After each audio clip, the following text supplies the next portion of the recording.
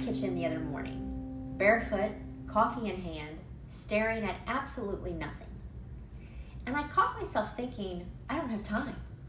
Not, I don't have time to do this one thing. Just, I don't have time. And I remember thinking that it was strange because at that exact moment, I wasn't late for anything. No one needed me. Nothing was on fire. And then I paused for a moment and thought, when did time stop feeling like something I lived inside and start feeling like something I was always running out of? And if you're listening to this and you're like me, a kid of the 70s and a teen of the 80s, I think you might understand this in a very specific way. We grew up in a world that felt slower, quieter, less supervised. We rode our bikes until the streetlights came on. We drank from the hose. We figured things out because there wasn't always someone there to guide us. We weren't scheduled within an inch of our lives. Time felt open, expansive, forgiving, and somehow, without realizing it, that freedom shaped us. It made us capable, independent, adaptable. And capable slowly became responsible. And responsible became reliable, and reliable became the one who handles all the things. So fast forward a few decades, we became the women who could, juggle the careers and kids and calendars and expectations, often without asking for help because honestly, we didn't think to. We raised families, we built lives, we built careers, we kept everything moving. You might have done all of the above, and you may have only have done some of it.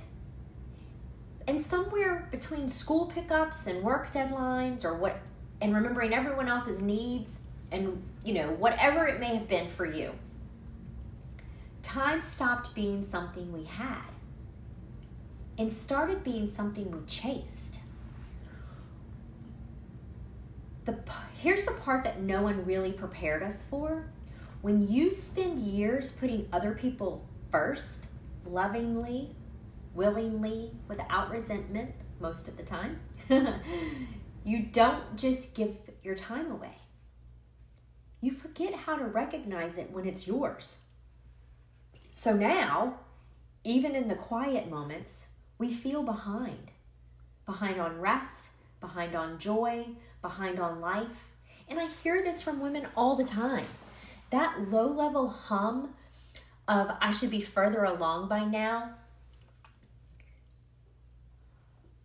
I want to gently suggest something different. What if that feeling isn't failure? What if it's exhaustion? Because our generation wasn't taught how to rest. We were taught how to push through, how to deal with it, how to not complain. Self-care wasn't a conversation. Boundaries weren't something we named. You were tired, you kept going. You were overwhelmed, you figured it out. So of course, slowing down now feels uncomfortable. Of course, stillness feels suspicious.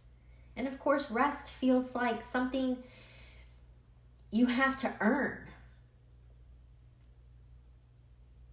And when we talk about reclaiming your time, I want to be very clear about this, I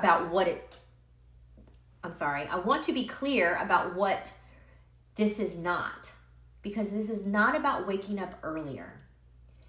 It's not about better systems or tighter schedules. It's not about becoming a more efficient version of yourself. Honestly, if reclaiming your time requires becoming someone else, I'm not interested.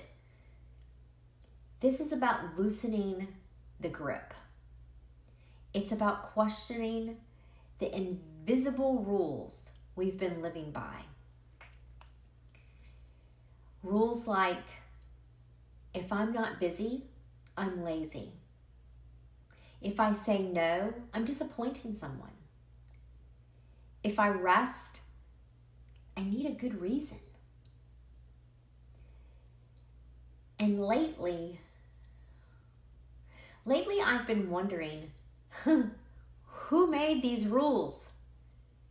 Because here's the truth we don't say out loud very often. For a very long time, everyone else got a turn. Our kids needed us, and we showed up. Yeah, we still show up. Our work demanded us, and probably still does, and we delivered, or we're still delivering. Our families leaned on us then, and probably are leaning on us a little bit more, and we carried it. And now we're standing in the in-between space. For me, my kids are grown, they're adults. Some of you may be right on that edge of that. Our parents are aging. Life quieter in some ways, heavier in others. And the question shifts. It's no longer what's next on the list. It's, what do I want this next chapter to feel like? And that question can feel exciting. It can also feel a little terrifying because reclaiming your time doesn't come with a roadmap. Sometimes it looks like leaving white space on the calendar. Yes, I said that out loud. And not rushing to fill it. Sometimes it looks like saying no without explaining yourself. Sometimes it looks like sitting down in the middle of the day and not justifying it. And yes, sometimes it feels deeply uncomfortable because choosing yourself can feel selfish per society standards. Slowing down can feel like losing momentum. Rest can feel undeserved. But what if reclaiming your time isn't about taking something back? What if it's about remembering? Remembering who you were before your life became a series of obligations. Remembering the girl who got lost in music, the girl who daydreamed, the girl who believed time was expansive, not scarce. She's still there. And this stage of life, it's not an ending. It's a recalibration. So maybe this week, instead of asking yourself what you need to get done, you ask something different. Where am I rushing when I don't need to? Where am I saying yes out of habit? What would it look like to treat my time like something precious, not something to use up? You don't have to change anything right away. Just notice. Awareness is where reclaiming your time begins. Because here's what I know for sure. You are not behind. You did not miss your moment. You are not late to your life. This chapter isn't about catching up. It's about coming home to yourself. And if no one has told you this yet, let me be the first. Everyone else got a turn, and now it's yours. I'll talk to you next time.